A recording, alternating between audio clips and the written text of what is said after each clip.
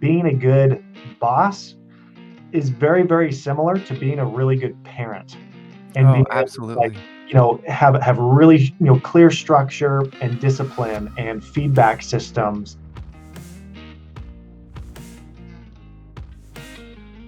You always are your biggest bottleneck in your business. Kind of had to get out of my own way. I had to allow people to make mistakes. I had to allow people to learn the position. 9 out of 10 times, you'll see us in a community helping before you even know of the service that we provide. Retention of competent people absolutely 100% correlates to better lifetime value of a customer. Hello and welcome to another show of the Contractor Growth Show. I'm super excited about today's guest. We have Brandon Vaughn with us from Conquer, but not only does he run Conquer, and if you're in the contractor home services space, I guarantee you've seen his name recently. This guy is exploding, and it really comes down to his experience as an owner-operator and the lessons that he's taken there to grow a remarkable outdoor cleaning company into basically today, where he can coach and guide a lot of businesses to avoid those pitfalls that some of us might face as we're scaling and operating. And there's just too many variables coming at us at all the time. But anyways, Brandon, thanks for joining me today. I really appreciate it. Yeah, thanks, Ryan. Happy to be here, man. So just to kick things off, I love your story. I love your background. Why don't you share with us just a little bit about how you got into kind of being a home service professional? Sure. So I'm a second generation home service business owner. So my dad actually started the company All Clean Window Service back in 1978.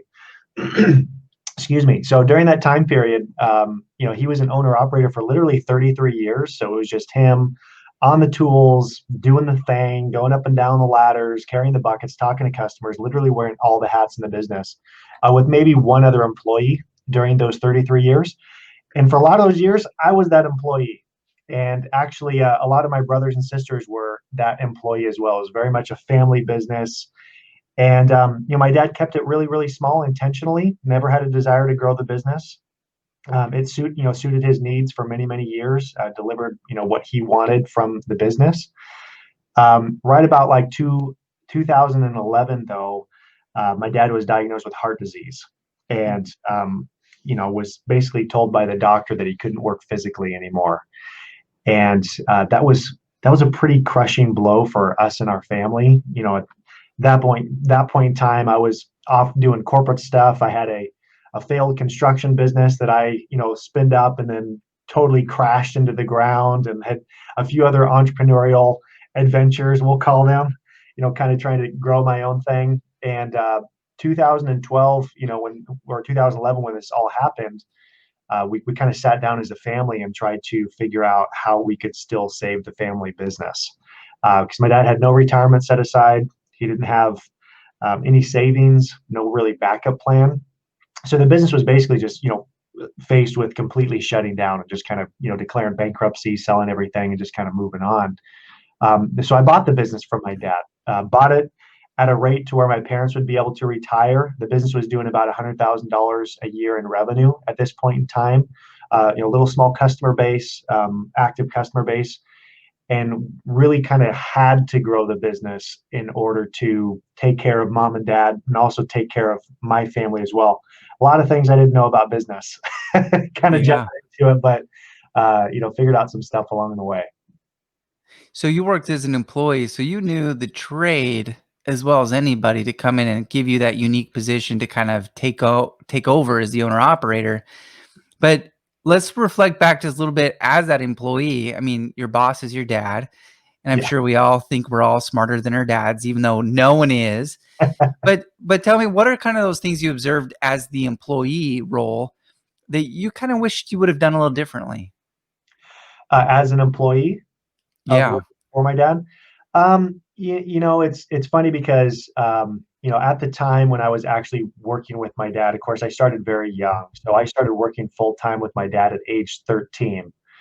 And he would pay me, 5 cents a screen that I would wash, throughout the course of a day. And then, of course, it kind of grew into, a little bit more than that. Right about the time I turned 18, I was like, peace out, Dad. I'm going to go do my own thing. you and your window cleaning business, how dare you? Not how dare you, but just, it's not going anywhere. There's no potential for it. And, kind of went through that rebellious teenager phase. I actually wish that I would have, worked with my dad a lot sooner and kind of, developed my own skill set, because very much you can stay in that technician mindset where you just, clock in, do the work, and clock out. Whereas, as reality as an employee, you can, really start exploring how you can systemize the business and start putting things together. But of course, I didn't know what I didn't know at that time period, and I didn't know a lot. So, I really didn't have a good path to kind of, head down that trail. But I think I would have liked to have, explored that relationship a little bit more, of course, before 2011 hit with my dad. Yeah, that makes a lot of sense. So you come on as the new owner. What are some of the first changes that you felt like you needed to get into? Like, what were some of the levers you started pulling on to kind of help with, feeding the family? I mean, that's exactly what it was. Yeah, the initial thing that really kind of caught me off guard was how much information was locked up in my dad's brain. When we went out to a job, he would take a look at a job and he'd like, lick his thumb, kind of point it at the house, and be like, drop the blades of grass and be like, oh, this job is going to be $1,050. And, had no clue how he came to that, really didn't understand. Be like, well, how did you, figure out that pricing? He would say, well, because it's going to take this amount of time. And I'm like, well, how do you know that? And so much information that my dad had about existing clients. So as we started to grow the business and he had to step out of the business, I quickly realized how much trouble I was in as the new owner of the company. When we would go to customers would become upset very quickly because they'd say, well, Jim always did it this way. He always followed these steps. He always made sure that he did this. He always, did that. Your dad knew this. I didn't know this. And so really the first year was just a lot of challenges. And for me, it was a really eye-opening thing, because had my dad just extracted this information out of his head and put it into written format or video format, or had a CRM, or had something to kind of organize some of these things outside of his brain, the transition would have been a lot easier. So that was a big aha moment that I had, that I didn't want to kind of fall into that same pattern. I wanted to start implementing things. So we, implemented a CRM, started putting together a schedule. The time when I bought the business, my dad had a paper Rolodex of all the clients, a little booklet, and a paper calendar. So it was like a 2-inch thick binder that had a full year and a half's worth of handwritten scheduled appointments. And so I had to digitize all of that. I had to put all that together. I had to put in so many different things. We completely rebranded the company. A website never existed before I bought the business, so it's like putting a website together, changing the number from my dad's cell phone to an actual real number. So many things that we had to immediately put in place, and while ensuring that I wasn't the linchpin in the business, as because ultimately I wanted to continue to grow the company. And I knew I didn't want to just transfer all that knowledge from his head into my head, and then that was it. If something happened to me, Yeah. who was going to be able to come in and step in and take over the business if something happened to me? So systems and processes you were able to outline, which ultimately probably led you to be able to scale faster because you had it really well documented to kind of build around. Yeah. I mean, really, creating a system is some people, I think they think that a system is some mystical thing that they have to put in. Oh, you just need to systemize your business. You got to put system in. Most people are like, what the heck are systems? For me, it was getting information out of your head and just putting it into a format that could teach someone else, so that you don't have to be the person teaching them. Because how many times have you spent, training a new employee how to do something in your business, and you spend 40 hours, 80 hours, 120 hours, like, teaching them, coaching them on how to do all these things, and then they quit. And then it's Mhm. like, oh man, I just, so many business owners, including myself when I first started, were just always in this cycle, this habit of going through and repeating ourselves nonstop, all the time. And creating systems are just basically putting it into a format that doesn't involve you anymore. It's set up something over here to where they can refer to that instead of referring to you. And anytime they come and ask you something, you just say, go look over there. That's where all the information is. And for me, that was a really big light bulb moment because I'd never done that in any of my previous businesses and always fell back into that owner operator trap. Where you always are your biggest bottleneck in your business, and putting those systems in place changes everything. It's so true. And I think, a lot of the people watching this or listening to this podcast, they're owner operators and they're trying to get from that 6 figures to 7 figures to 8 figures. And they're just having a hard time because there's not enough time in the day to get everything done. And I think it's the smartest leaders find a way to create a system, build a process around that system, and then give it to someone else. And that's hard to do. It's hard to give kind of all of that autonomy and decision-making authority off to somebody else and you still see people doing just a basic level stuff. You're like, why are you still answering the phone? Yeah. Like, don't. Yeah. I tell people, you can literally have any business you want, any type of business. You can have all the freedom in the world you want with your business if you could just master 2 skill sets. Delegating, being able to properly delegate tasks to someone else, and then being a teacher.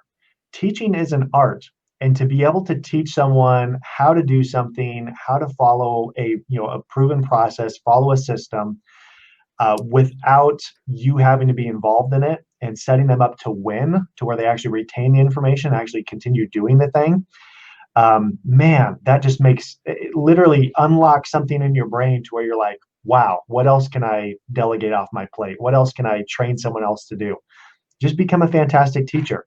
Study how to become, how to create a school in your company to teach every new student that comes into your business or employee into your business how to do something, and create an online curriculum that can be taught without you.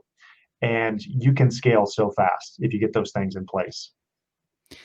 God, that is some great advice. And you got to think not only scaling in the market and where you are, but if you ever want to start growing in 2nd, 3rd, 4th level tier markets, you have to have that ready to go. You ultimately did, and you scaled it up into a lot of markets. And I want to kind of dive into that and learn about how you did it. But first, tell me a little bit about kind of when you started hiring, your first handful of employees. What was that like? Super smooth, no bumps, just like, rock star employee after rock star employee over the years. Yes, we found him. We found the perfect hiring.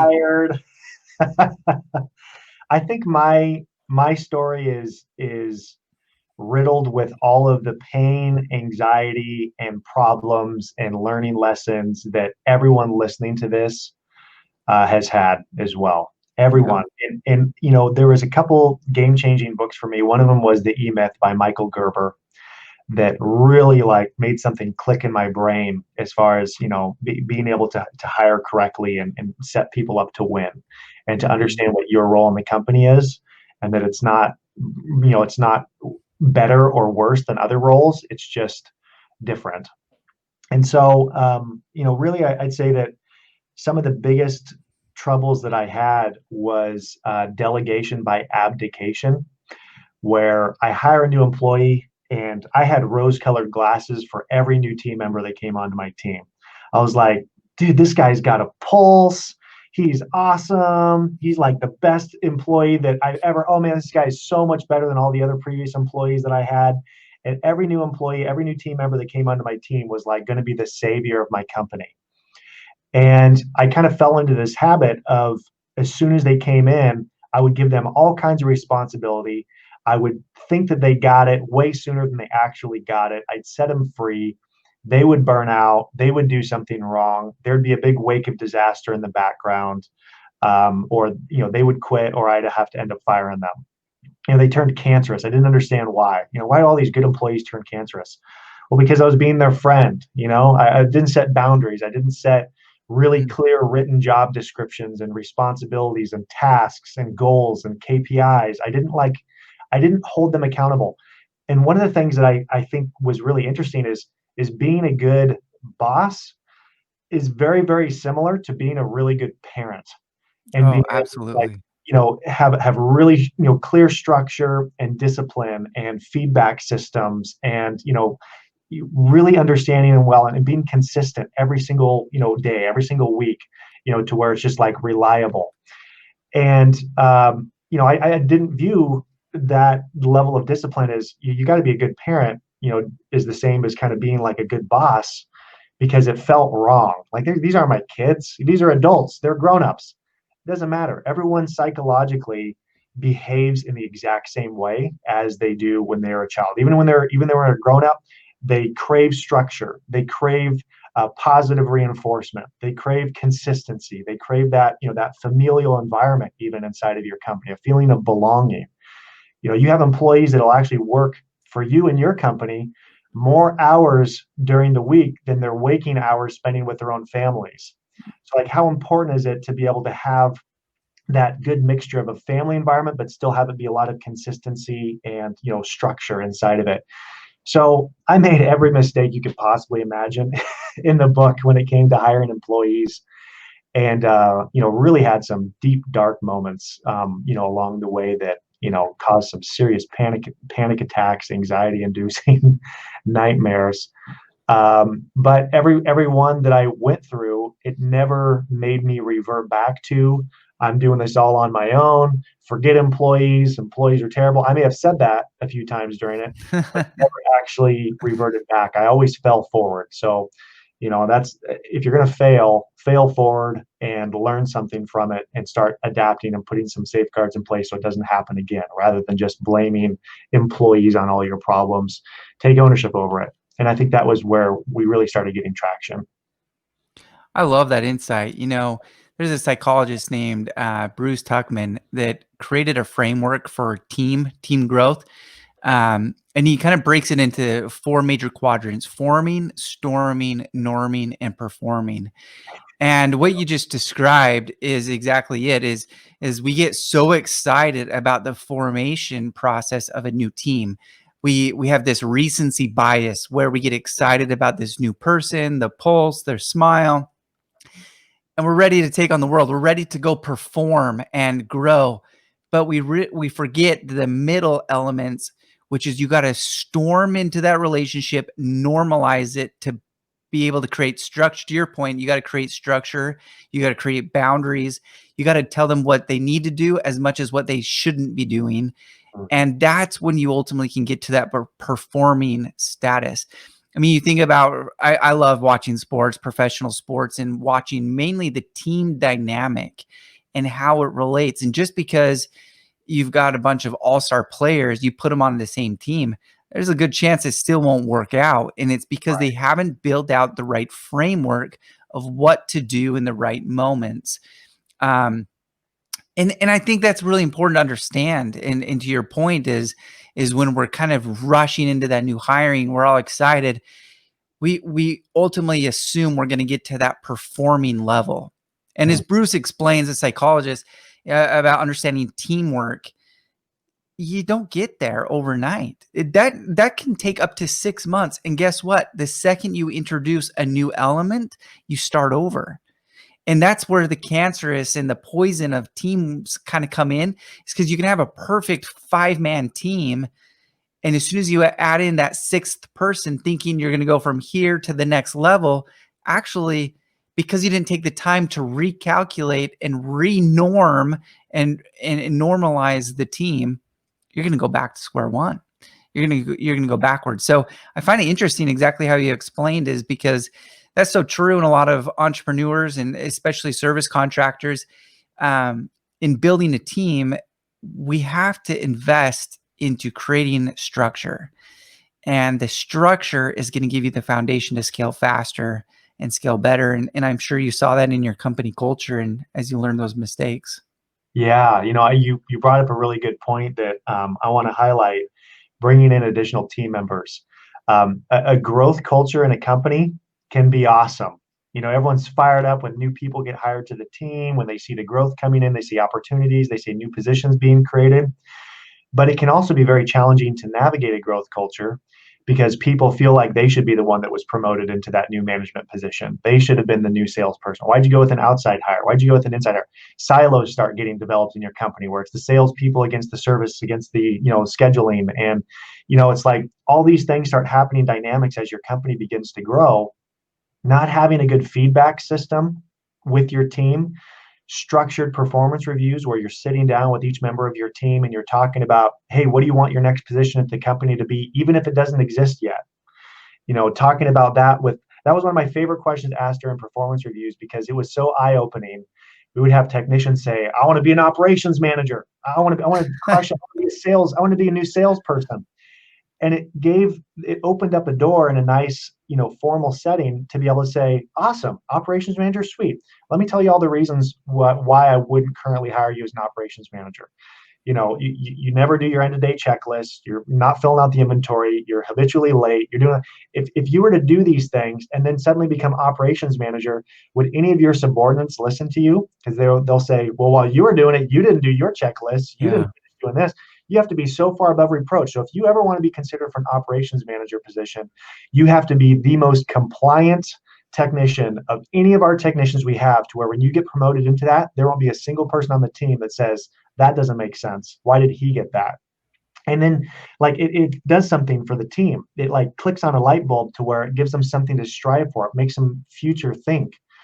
And that feedback system, especially in a growth culture, if your company is growing, it is more critical than ever, because you can add that sixth member in and now, someone else gets upset because, they get put into a position that's maybe above them, or, they perform better. It's kind of a weird dynamic when you start growing.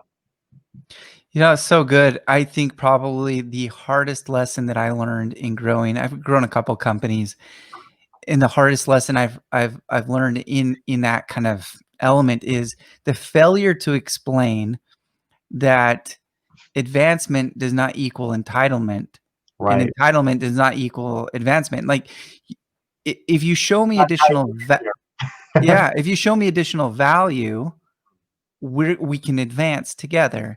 If you show me diminished value or status quo, I'm going to find someone else to come in and add that additional value. And so those performance reviews and those scorecards and letting them always know where they stand at any given time, you're taking away the guesswork, is truly how you do it. And can I tell you, that's how you retain A players. As much as we want to recruit and attract A players, losing them is even more painful. Yeah, it's true. And I saw a statistic that was the average cost of losing a tenured employee can almost, depending on the position, can be up to a year's salary impact to your top line, if not your bottom line. But with regards to even technicians and things in the service industry, we did a study and we found that it minimum cost us $6,000 every single employee that we turned over, whether they're an A player or not, just a technician. Turn them over. So if you can reduce that by just so much, think about how it genuinely actually adds money into your top line just from that alone. So let's talk through that. I think attrition normally comes from people quitting. They ultimately are wanting to go somewhere else. And a lot of times, according to Deloitte and a lot of other talent research firms, over 80% of the time it becomes with their direct level supervisor. There's a disconnect. So when you're talking about great company culture, we're talking about great communication, great structure. We've got scorecards. We understand our core values and we're hiring and training to them. But let's be honest, that's a lot to handle while you're trying to sell stuff and service it. And you've got your kids' baseball league you still got to get to by 6 o'clock. Your wife's going to chop you off. Think about, there's just so much to do in life. How do you define, and I'm going to ask you this, because I know you get access, you have insight into so many companies. What are some things that a couple of people listening to this right now can look in the mirror and say, do I have a good culture or do I have a bad company culture? Because I think there's a difference. And if somebody listening to this identifies as a bad company culture, you got to look at yourself in the mirror and start changing things today. Yeah, the first thing I'd recommend people do is go buy the book on Amazon called Dream Manager by Matthew Kelly. It's a fantastic book because it actually compares and contrasts a great company culture and a terrible company culture and how it literally impacted their attrition rates. So they actually had a 400% turnover ratio in their company annually. They turned over every position in their company 4 times a 4 year. times. They were a janitorial company, big janitorial company with hundreds of employees. And it was just the number one biggest pain point. And they went through this whole process of looking at their team members' dreams and goals and aspirations and what they wanted to do. They looked at that first and they asked themselves the question, why should the employees care about our company's goals, the owner's goals, the dreams of the company, if we don't care about theirs first? And it's a really different way of looking at things. But once I read that book, we started adopting so much into our own company and instilling like actually a dream manager, type position in our business to be able to really focus on this and ask people, hey, what do you want to do? I think the signs that you may be a bad boss is expecting that you're going to have an employee that is going to work in the way that you work, or expect them that they are going to work in the way that people used to work 20 years ago, 30 years ago, a while ago, not in the not too distant future, like, perhaps your parents, my parents, or even, some in that generation or even older, or maybe even a little bit younger, they used to view working at the same company for 40 years as a badge of honor. Like that was something to be proud of. Oh yeah, I worked with my company for 40 years, 30 years, they're retiring this year. Like this generation views that as a death sentence. Straight up death sentence. Working at the same company for 40 years? And you need to be really honest with yourself. Do you have a dream job? Do you provide a dream job for your technicians? If they're going to be a laborer position or a window cleaner or an exterior cleaner or a landscaper, is that a dream job? Is that something to where people are going to be fighting in order to get that position? Or is this an entry-level position? And in our case, I was really real with myself and said, this is an entry-level position. I mean, we're not looking for experience here. We just want people to come onto our team. So instead, what we started looking at is, what can we do to make the time that they're with us, even if it's 1 year, 2 years, 5 years, however long it is, the time when they're with us, for them to say, this was the best company I ever worked for because they cared about me first. And so we would ask them, what's your goals and your dreams? And they would say, oh, I want to own my own business someday. And we'd say, that's awesome. That's awesome. Look, I'm going to assign you 4 business books I want you to read. And I want you to, read The E-Myth. I want you to read How to Win Friends and Influence People. I want you to read Leaders Eat Last, Start with Why. And we would start working with them. We would actually sign them up with LinkedIn Learning, which used to be lynda.com. And we would actually find leadership classes and how to understand and read a profit and loss and Microsoft Excel and Google Sheets classes. And we would teach them and train them and put them on that path. And an amazing thing happened. First off, people didn't want to quit because they felt like we truly, genuinely cared. And this was a different environment than they'd ever experienced before. They started telling all of their family and friends about our company. Now we had this pipeline of people that were actually on a waiting list to come join our company because of how much we invested into our technicians and their hopes and their dreams. And then when the time came to where they did go pursue their dream job, we would truly celebrate with them. We would have a big company party. We'd say goodbye to them. We'd cheer them on. We'd say how awesome that was. And then some people, they would level up all their skills. And then they would say, man, this would be a perfect person for an operations manager or a foreman or an admin manager or a salesperson. And so if you provide them the path on how they can level up their career at your company or a future company and celebrate when they leave, man, the time when they're with you, they will fight for you. They will die on the hill for you because they know that you care, first and foremost about them, not just about what the company goals are. And then in turn, they reciprocate by helping the company and goals achieve their dreams too. So if you're always wondering, what are the technicians going to give me? What are my employees going to give me? Man, if only I could find people that wanted to work. If you ever say, to yourself like, man, if only I could find people that actually wanted to work. Why can't I find anyone that, actually show up on time? Why can't, why do people not show up to their interviews? Well, how awesome is your company? Why should they? It's a much tougher sell to sell someone to come work at your business for 40 plus hours a week for years of their life, spending more time with you and your company than they do with their own families, that's a tougher sell. You got to turn on your marketing game, and you got to put on, your company culture hat, and you got to like design your company to be awesome if you want to attract people in the new economy, in the new generation of, of workers, and stop living in the past and saying, oh, well, back in my day, employees used to do this. And I think it's a big shift. It's a big mental shift that has to happen. That is so well put. And I think, from my standpoint, we help hundreds of companies posting their jobs.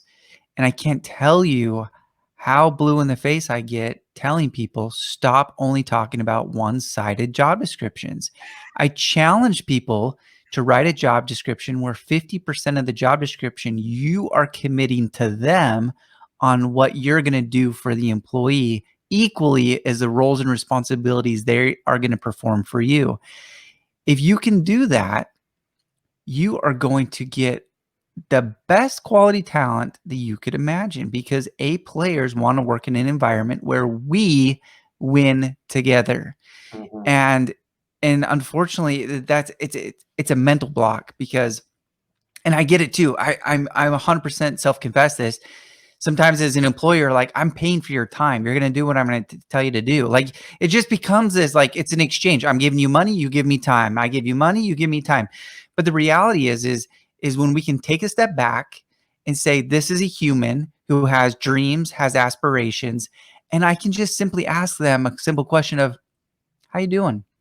What's going on? What's on your bucket list? What's your dream? I love that book, by the way, Dream Manager. That is a phenomenal example. I wasn't even thinking that initially, but when you brought it up, I was like, that is so true, because we get to ask those poignant questions that a lot of other employers would never ask. And what a great way to separate yourself from an okay employer to a great employer. And instead of worrying about are people leaving, you're worrying about making their lives better. Yeah, that's right. And it goes so far. Yeah, and the cool thing is you start to develop this, what I call a win culture. You just want your team to win. And it can be a win for the company. It can be a win for them personally. Like, what are your team meetings like? Are your team meetings where you're, saying, hey, John, you left some equipment back at Mrs. Jones' house. You got to go pick that up. Please stop leaving stuff behind. Guys, make sure you're doing your checklists. Hey, let's talk about this. Let's talk about that. It's just boring and flat to where it's just all about the company agenda? Or are you doing things like teaching your employees how to improve their credit score? We would actually pass out like actual agenda pamphlets where it's like, hey, today we're going to talk about how you can level up your credit score.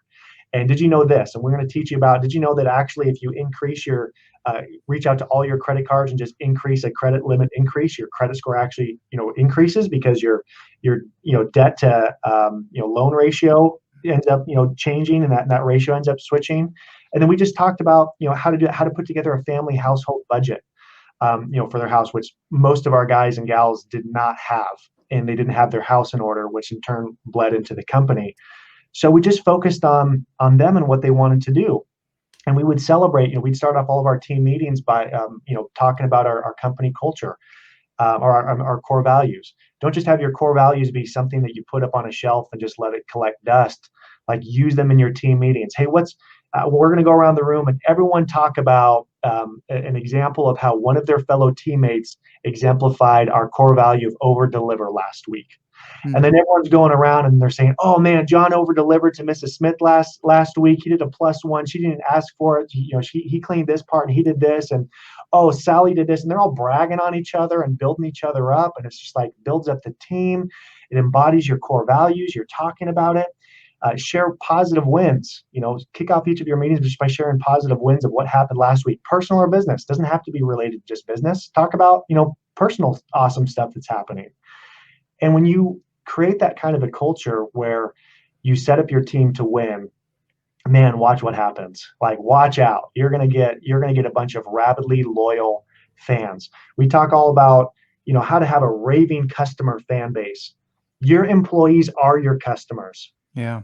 They're just your internal customers. And you got to view them that way. You got to view as serving them first, and it's too often overlooked. And all the people who have employee problems, they're all guilty of one of these things and not, focusing on this part. That's some great advice right there. So I think you and I need to publish a book together. Let's do it, man. Or we'll do like a stand-up comedy show like Jeff Foxworthy. Like, you might be a redneck, you might be a bad boss if Yeah. and we just start naming all the stupid stuff that we have probably done ourselves and seen other people do. Like, we're all guilty of it, right? Like, we've all done the bad things, but a couple of things that come to mind. You might be a bad boss if you haven't even asked your employees like how they're doing in their personal life within the last 72 hours. Like, that should be a constant. And it sounds so simple, but a really good friend of mine runs an extremely successful landscape company. He mandated that every single person, he's got a huge crew of landscapers, every single person has to have Marco Polo. Free app, put it on your phone, and he sends a personalized Marco Polo, because they're all in the field, and sometimes that's hard with company culture. You've got everyone on different routes and they're out doing servicing. He sends them a personal Marco Polo, and he keeps a thread, and every third business day he's touching every single employee. It takes him an hour of his time every day to get through everybody. Sometimes they're 30-second Marco Polos, sometimes they're 5 minutes. And he sits there and records a personalized message. How you doing? I was thinking about you. Last time we did our Marco Polo, you mentioned this. Here's a book. I just had it Amazon delivered to your house. Don't worry about it. Let me know what you think about it. Like, that little sense of engagement, 30 seconds, whatever it is, just showing like he's genuinely cares about who they are. His growth rate of his business is exploding. And to be honest with you, it's not his sales and marketing strategies. It's because the people on the jobs are now proud, and they talk to the homeowners, and they're voluntarily trying to do upsells, and they're talking to the neighbors. And how many times do neighbors go and talk to the person on the crew and be like, hey, what do you guys charge over there? See the neighbors. And usually they're like, call the number. Oh yeah. But now they're vested. I'm just the employee. Yeah, I just cut it, whatever. But that's the point, is showing that genuine enthusiasm can go so far. And anyway, I think you make a lot of great points there. Yeah, one thing I want to add on to that is that, there's going to come a point where you will no longer be the thought leader in your company. People quit bosses. They don't quit companies. So you may have a fantastic company culture, but as you start stepping away from the business, you may notice it change. Make sure that when you bring in the thought leaders into your business and you want to raise people up, don't just look for the person who's just performing the best out in the field and make him a manager. You want someone that's going to carry that torch of the company culture. We actually had an outside hire. I headhunted a guy who was an operations manager of a trailer manufacturing facility. He was ex-military. He took ownership over everything. If any guy called him in the field, anytime, he would throw the ropes on his shoulder and he would go out and he would help out. Like, he just was, he was a total servant heart. And you want to hire people that have servant hearts for your team. They want to serve. And if you can get those types of leaders, it doesn't have to just be you sending the Voxer, the Marco Polo message out to your team. Train and equip and empower your leaders, your managers, to be able to carry the torch of your company culture.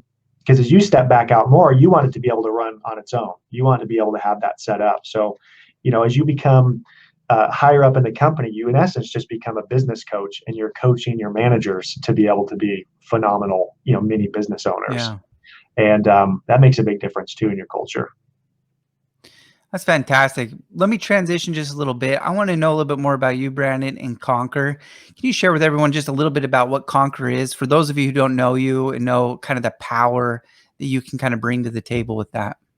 Yeah. So, really, I created Conquer out of a need that I wish that I saw when I was growing my business. I learned all about systems. I read the E-Myth book. I understood the importance of it. I worked with a business coach that was like, you need to put systems in your place. We need to put systems in. And so I did. I put in a lot of systems. In fact, I spent over 1,000 hours just in systems creation, creating documents, creating templates, creating job offer letters and descriptions and all these things. And eventually we had this, beautiful company that ran completely without me.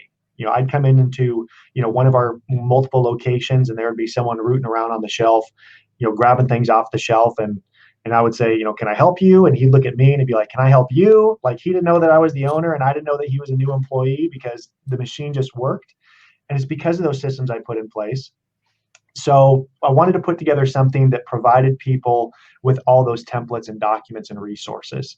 So when we created Conquer, we had that be part of it, what we call Basecamp, where everyone could just go in, download things, download templates, download worksheets, and just instantly implement those systems. But the other component that's equally as important is accountability. And the hard part about being the boss, you're the boss. And there's no one holding your hand over the flame saying, you got to get this system put in place in your company. You got to put this new training system in place by next Friday, and you're going to show me what that looks like. And then like Thursday evening, they actually finally do the work. Well, with the accountability component, what we decided to do was go find service business owners that own automated 7 and 8 figure home service businesses, and we set them as our coaches. So we have people weekly accountability meetings where they're getting together with their coach, and they're saying, okay, you're going to put this system in place. You're going to show it to the rest of the team, next week.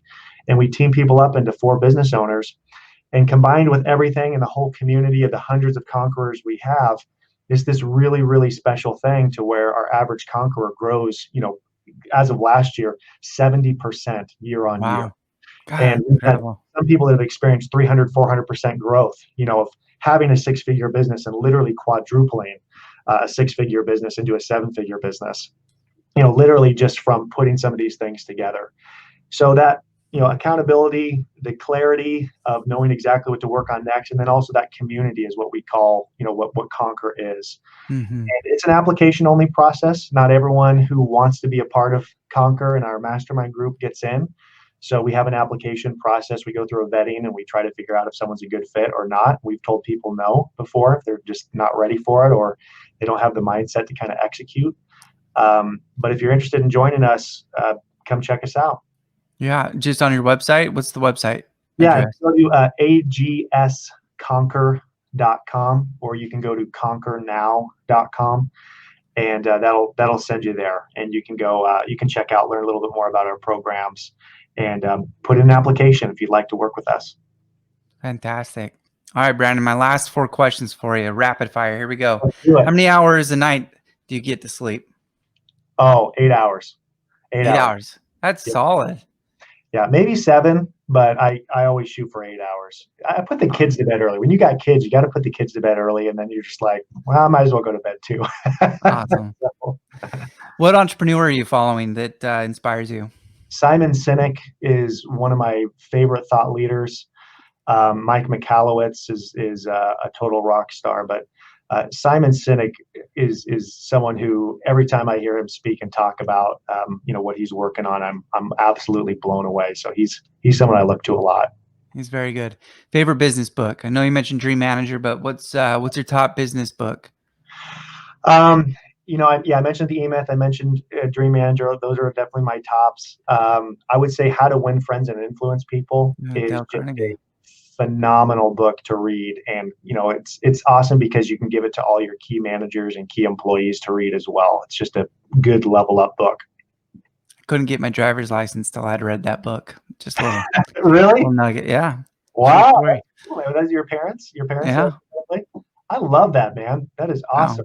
It's a good totally idea. And it worked. It totally transformed the way I approached the world and how I approach relationships, and I was super grateful for it. All right, my last question. Favorite vacation destination? Favorite. I say probably the coolest place we've gone to so far has been Iceland. Holy smokes. That was an epic trip, and just my wife and I went, and we just stayed in like 10 different Airbnbs, toured the entire island, stayed on the Westman Islands. It was epic. Lots of hiking. Yeah. Although it cost $13 to get a beer there, so the cost of like eating and drinking there is ridiculous, but the sights are worth it. Once you're there, they know they've got you locked in, so they can charge whatever they want. That's right. Well, thank you again. Again, Brandon Vaughn with Conquer, and you can check him out on his website. He's on Facebook as much as he is anywhere else. find him, follow him, friend him. It's definitely a treat. Thank you so much for joining me today. Thanks, Ryan. Had a blast, man. Hey, thanks for watching another episode of the Contractor Growth Show. If you're watching this, we also have an audio version available on all the major podcast platforms. If you liked what you heard, be sure to leave a review and subscribe. This helps us get more visibility and help entrepreneurs like you. You can find me anywhere at Ryan Naylor on all the major social media platforms. Thanks for watching. We'll see you next time.